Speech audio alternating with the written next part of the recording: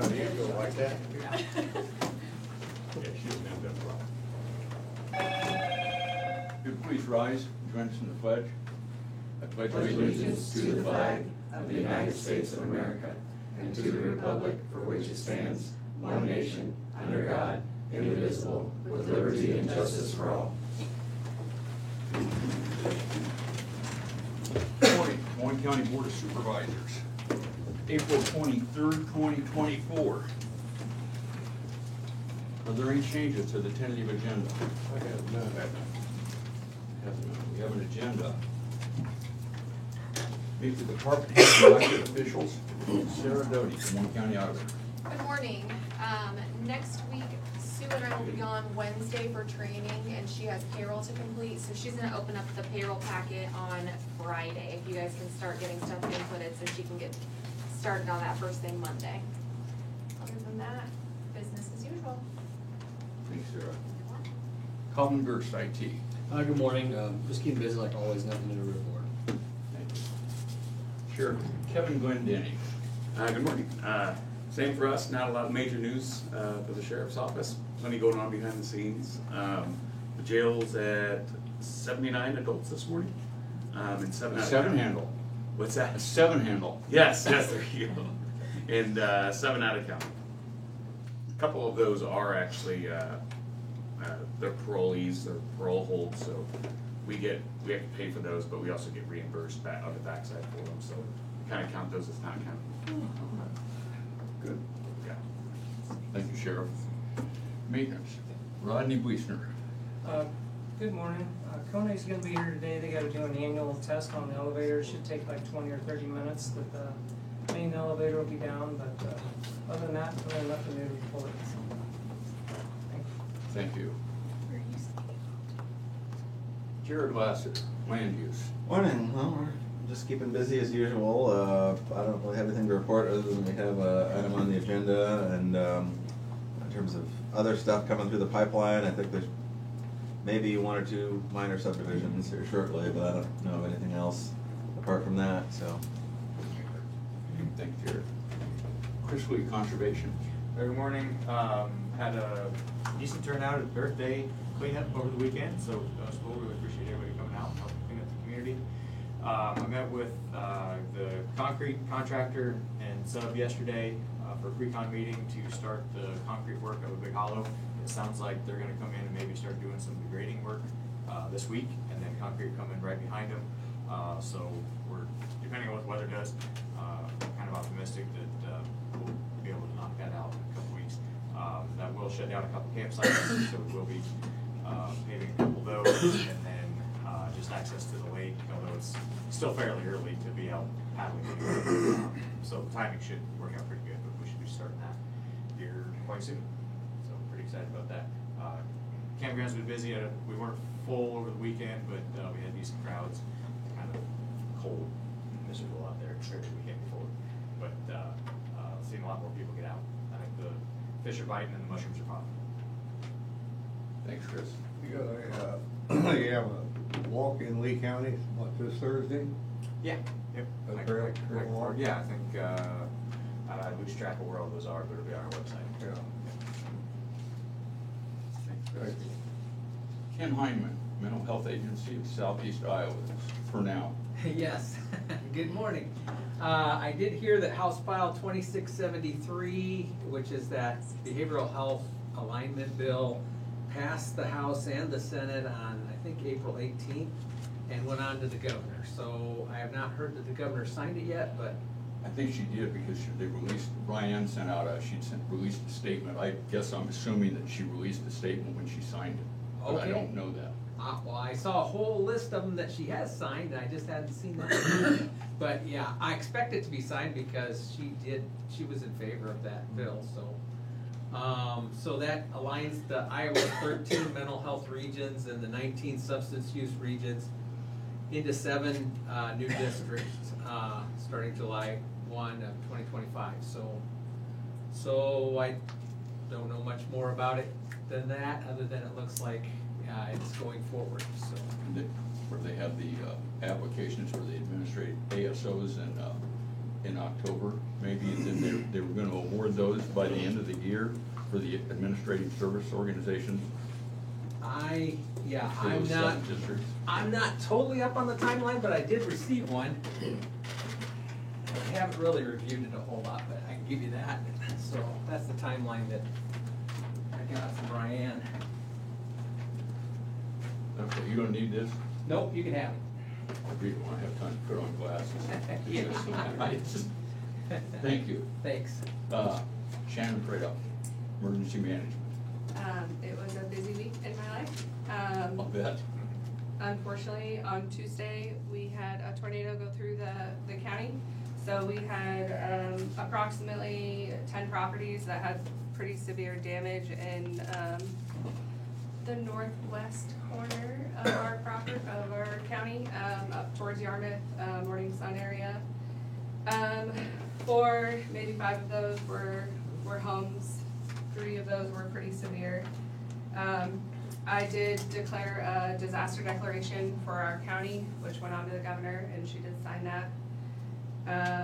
So you have 30 days to apply through community action for that, for either individual assistance, which is income restricted, 200% of the poverty level. But you could get up to $5,000 for repairs, damages, lost items, food, etc. Or disaster case advocacy, which basically is just one person per point of contact for different resources that are out there, which is not income restricted. The Yarmouth Fire Department, I just wanted to say a big thank you to them. They really stepped up. They had a community cleanup day on Sunday, and they had over 100 volunteers come and clean up the area on Sunday. And my heart is so warm to see such a small community come together and help each other out in a time of need. So it was really cool to see that happen. Didn't several schools come out too? That was in New London, so that was also really wonderful to see. And of course, New London and Henry County really took the brunt of the storm, but in our county, Yarmouth, Morning Sun area took it. But that's pretty much all I have to say. We will see some more storms this Friday, so keep an eye to the sky and let's hope it misses us. We'll pass the rest of the county's thanks on to the Yarmouth Fire Department. That sounds great. That's It was really wonderful to see. that is wonderful. Yeah. Thank you, Shannon. Mhm. Angie Vaughn, safety, I know you're back there. Sorry. Angie Vaughn, safety. Good morning, everyone. Really don't have much to share, just keeping busy, kind of get things figured out for the move that we're gonna be having eventually, and that's about it. Thank you, Angie. Natalie Steffner, Des Moines County Recorder. Good morning, just the same as everybody else, keeping busy, nothing new to share. Thanks, Natalie. Krista Pogemiller, Public Health. Good morning, we're also keeping busy. I want to thank Colin and Rodney this weekend and their team. This weekend we had some problems with the internet connection for our vaccine monitoring system, and they helped us get that back online, so appreciate all their effort on that. Last week, the Board of Health toured the new public health building, and it is coming along nicely. You can start seeing where the rooms are going to be, and very impressive. We're hoping that, obviously with weather permitting, they're gonna work on putting the stone on the outside and really start putting the walls on the structures on the inside. So it's moving along nicely, and we're really excited, and thank you, Tracy, for joining us. Thanks for reminding me to get there. Thank you, Krista. That was a good article too, by the way. Thanks. Pleasure. Lisa Schaefer, Des Moines County Attorney. Good morning. It's what it always is.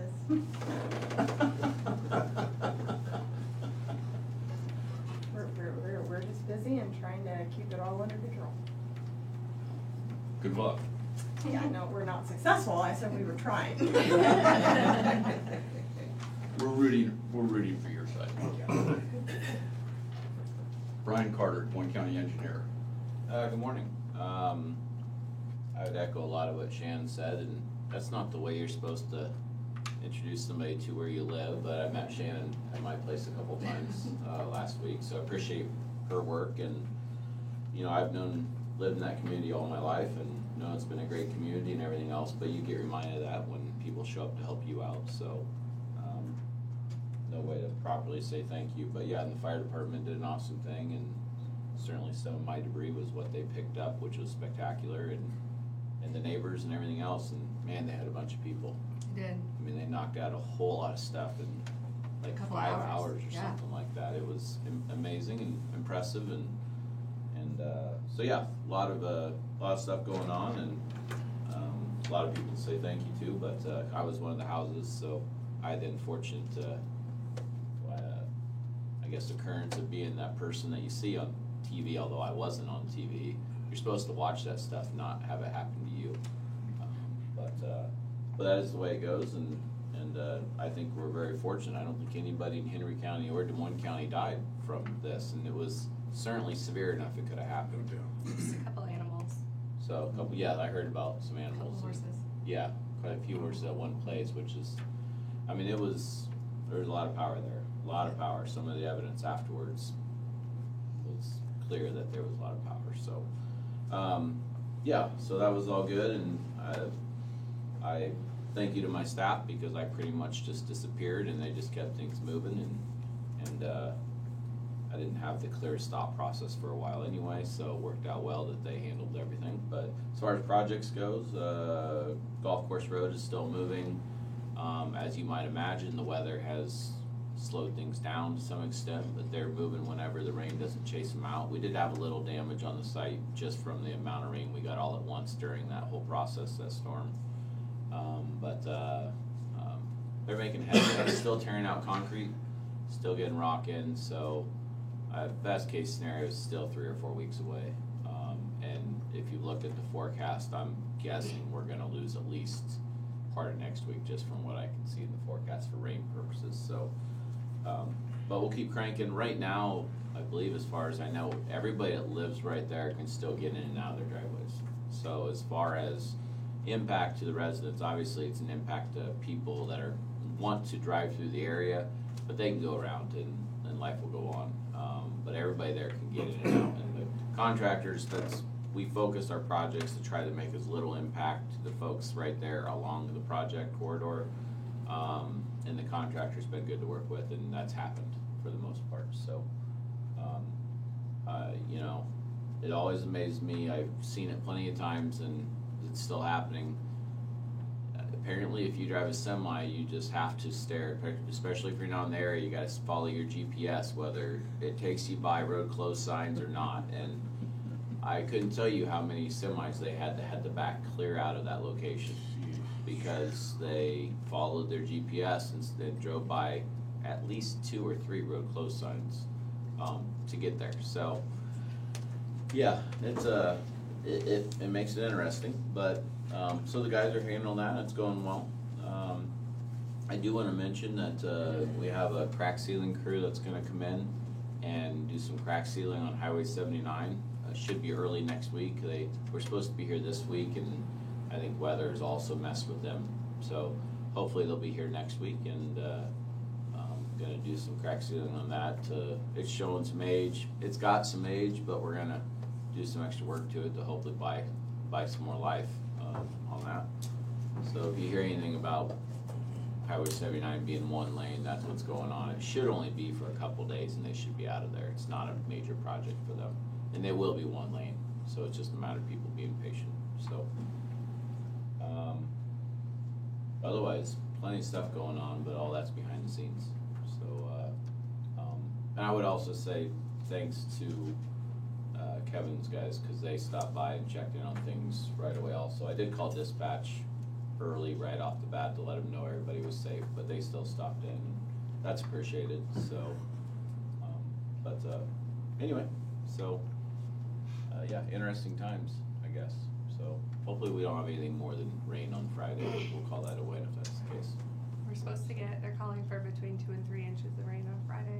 Well, it's more than we need, but it's better than more wind, at least what we had, so we don't need the rain either, but anyway, so that's all I have, so thank you. Thanks, Brian. You know, while we're on that subject, I got a text that, of course, you know I drive a school bus for New London. I got a text at 4:21 in the morning, wanting to know if I'd volunteer to take school kids around to clean up. And there was 2 of us doing that, and them kids really did a great job cleaning up. I mean, it's just about everybody in junior high and high school. And the only bad part about that was, had to clean that bus out, and it had all kinds of mud in it afterwards. Yeah. But them kids really need to be praised for what they did. I think that was a great experience for them too. Yeah. Learning how I to seen help them out. take part of a grain bin, it took 14 kids to carry that, and they carried that from the middle of the field. They carried maybe 10 foot, set it down, rest, pick it up. It's amazing what they did. It's an experience you can't get in a classroom, that's for sure. Right. Yeah, absolutely. I applaud them for doing it. Lot to be said for living in a small community and knowing your neighbors. That's, Yep. It is. real. Yep. Thank you, I don't think I missed anybody. Either of you gentlemen have any correspondence? Yeah, I've got one. The U.S. Environmental Protection Agency, EPA, Region 7 has approved a Class A permit modification of the Hazardous Waste Management Facility permit. Section 8.H.5 for the Iowa Army Ammunition Plant, IAAP, Resource Conservation and Recovery Act. This permit modification updated section to semi-volatile organic compounds. I'm skipping all the abbreviations here. Using EPA method 8270 and polynuclear aromatic hydrocarbons using EPA method 8270, selected ion monitoring, and include all constituents listed therein. If you have any questions, the point of contact, and the press will want to listen to this because they aren't going to want to call me. It's Ms. Amanda Smith, Environmental Coordinator, at email amandajsmith202.civ@army.mil or phone number 319-753-7908. We get these regular every time they do something at the plant that requires a permit modification. Required to notify who knows all. We'll proceed to discussion and vote. Doesn't look like you've got very much work to do today, Sarah. I know, minutes are gonna be short. We have resolution 2024-26, approval of the Fox Hollow Valley subdivision, a preliminary plat. I'm guessing that's you. Oh, yeah, Sheriff. yep, I sent out a staff report over last Friday, does anybody want a copy of that, or? You I emailed have some, yeah, I have some extras, but, yep, so you guys can have to look that over. Just a little background here, so this is a multi-lot subdivision preliminary plat, so the approval of the preliminary would give authority to go ahead with the final where it gets surveyed, and then that would come back to you ultimately. So this is 4-lot subdivision near the intersection of Golf Course and Irish Ridge Roads, just north of Burlington. There's a 45-acre property, and all under the same ownership. They have a house at the north end of the property on Golf Course Road.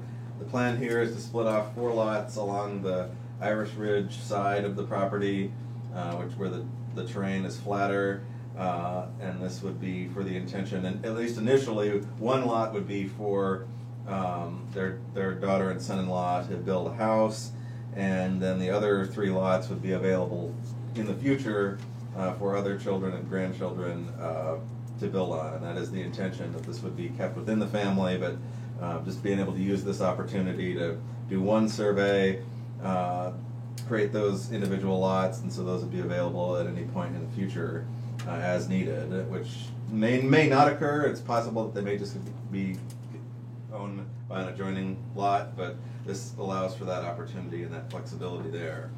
In terms of access, They'll all have frontage on Irish Ridge. There is an existing driveway on Lot 4, which provides access to a mobile home that's being used on a temporary basis before they eventually build a permanent home on Lot 4. And then the other ones, there's an existing entrance at the south end for the Lot 3, and then in terms of comments received from Secretary Rhodes, in terms of additional entrances, they would allow one additional entrance further north on Irish Ridge, which could be shared by lots 1 and 2, or alternatively, 2 could share with 3 through that existing, or through 4 with that existing driveway. So there's different options here. That existing driveway actually is wide enough to meet the standards for a roadway, according to the subdivision ordinance, if that were to have multiple lots sharing, the lots on either side sharing that same access. The utility service will be provided by Rathbun for water, Eastern Iowa REC for electric, and then private septic. There already was a septic installed and permitted for Lot 4. A couple of little minor complications. They do have a electric line running through the southern part of Lot 3 to access the house on Lot 4. That may or may not present an issue for developing on Lot 3 in the future. There is enough room to build a house to the north of it, but if needed, that line could be relocated if that were necessary, rerouted around it.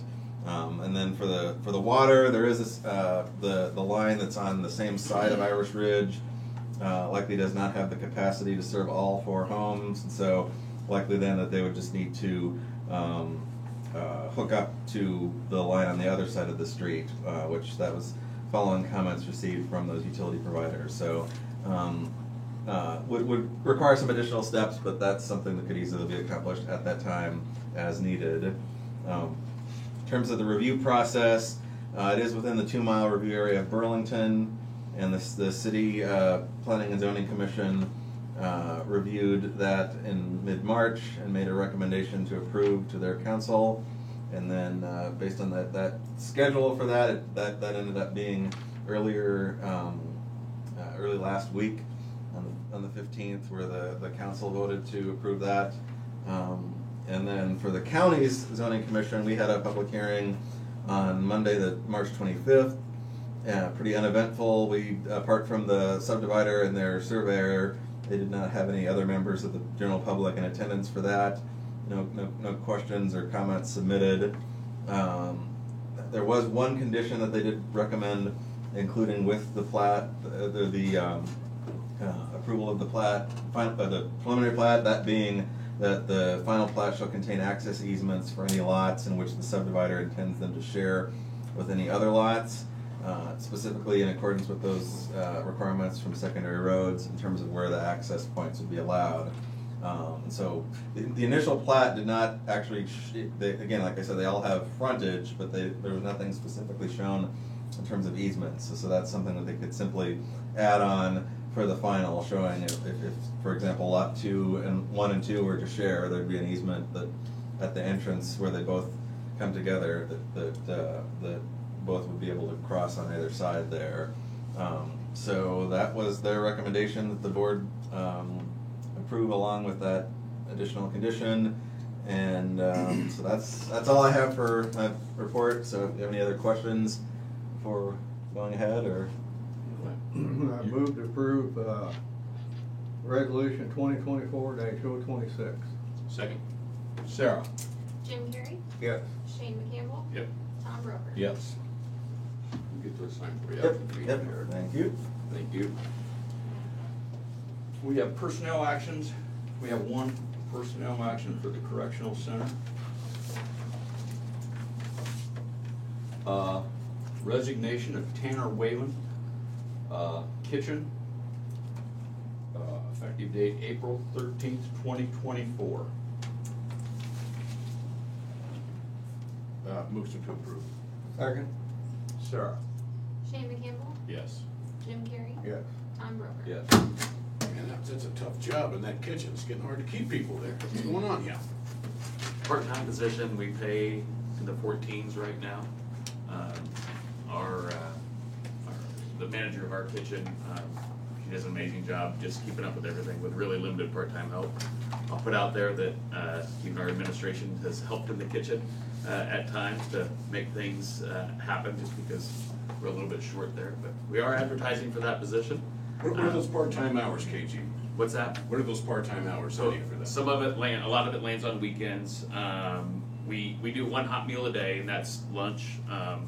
But we're preparing for those throughout the week. That, I mean, obviously we're a 24/7 facility, 3 meals a day, 7 days a week. So it's we have to provide all those meals, and we only have one full-time position to be able to make all that happen. So we fill the rest of that with part-time. But she also flexes her time to weekends as needed, and Doug's helped on weekends, Coulter's helped on weekends, so they help fill the voids as needed. But it's typically during the day preparing the meals, the hot meal for lunch, and then we prepare a sack lunch for the evening meal. But we also do a lot of prep work for the weekends towards the end of the week. If he's closer to Fort Madison, the prison, they take care of Lee County Jail. Yeah, so we reached out to them a couple years ago when we had some change with our kitchen manager. They weren't able to take it on because of staffing. We actually did have some conversations with them about if they'd be willing to.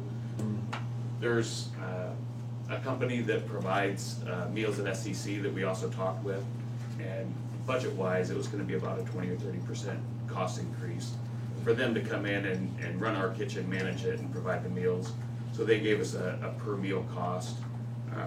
We're required to provide 2,400 calories a day, and they base it on the calories and the diet that is required. So the cost was gonna be a significant increase over what we're paying right now. But we've looked at other options. We've talked to the hospital. At that time, they weren't able to take it on either with staffing. But the big need is having staff that can do it every day, 3 times a day. Just throw 3 Snickers in for that 2,400 calories out of that. Yeah, there's more That'll keep requirements people than from that. acting up, they won't get hangry. Thanks, Kevin. And we have minutes for the regular meeting of April 16th, 2024. I move to approve minutes on April 16th. Second? Sarah? Shane Campbell, Aye. Jim Carrey. Yes. Tom Broker. Yes.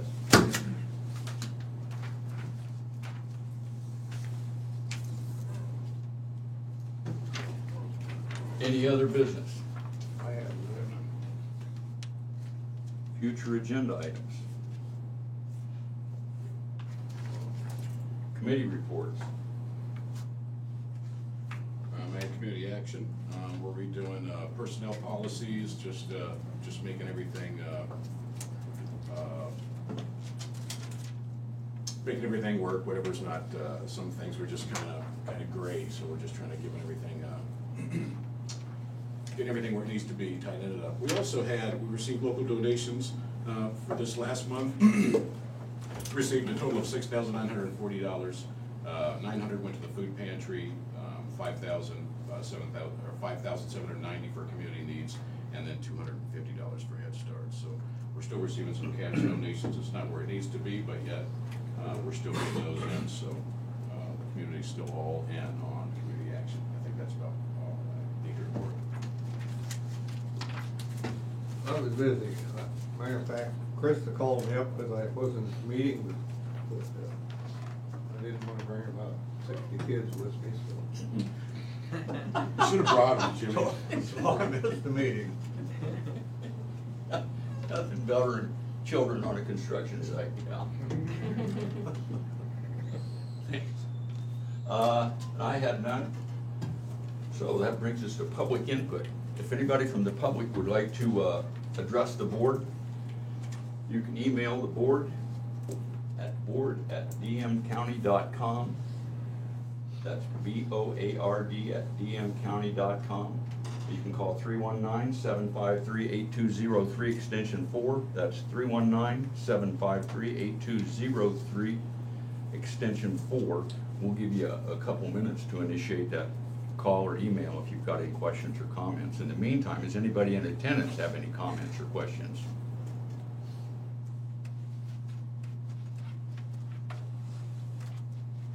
Mr. Carter, you're awful quiet.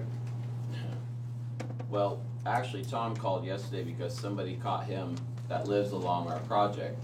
And Tom dialed us and we were able to get him some information and get his email so that we can communicate with him. So I guess what I would say is if you live or drive through that area and you don't know what's going on, just give us a call.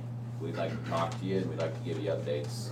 And we're happy to do that for text messages or emails or whatever. So you don't have to wait to run into Mr. Broker somewhere to get a hold of us. Or just call Tom. What's your number again, Tom? Sorry to ask a question about schedule, and I said, hold on. And that worked great. So, Yeah, he was happy. yeah, and that's great. And I told him, tell your neighbors to give us a call. We're happy to, we'll do an email list and just send everybody the same thing at the same time. That's how we prefer to do it. Or if they don't like to do that, just call Tom. What's your number again, Thomas? It's on the wall out there. Yeah, in the stall. I think this morning they had, It's on the wall. Give me a minute to catch that. He's helping out. Railroad had Jimtown closed again this morning. Well, we didn't know that, sorry. Yeah. I don't know what to say. They run their own show. I don't. They sure do. I'm sure they need to do what they do. Yeah. We got notified from south of town and then it didn't happen, but I appreciate the notification. I let them know that, but, yeah, beyond that, that's the only notifications we've had, so. Yeah, they fly by their own way. Yep. 2 minutes up. With an eye, we're adjourned. Aye. Aye, we're adjourned. Y'all have a great day. Still managing Okay, I to got get survey it. work in there too, or? No,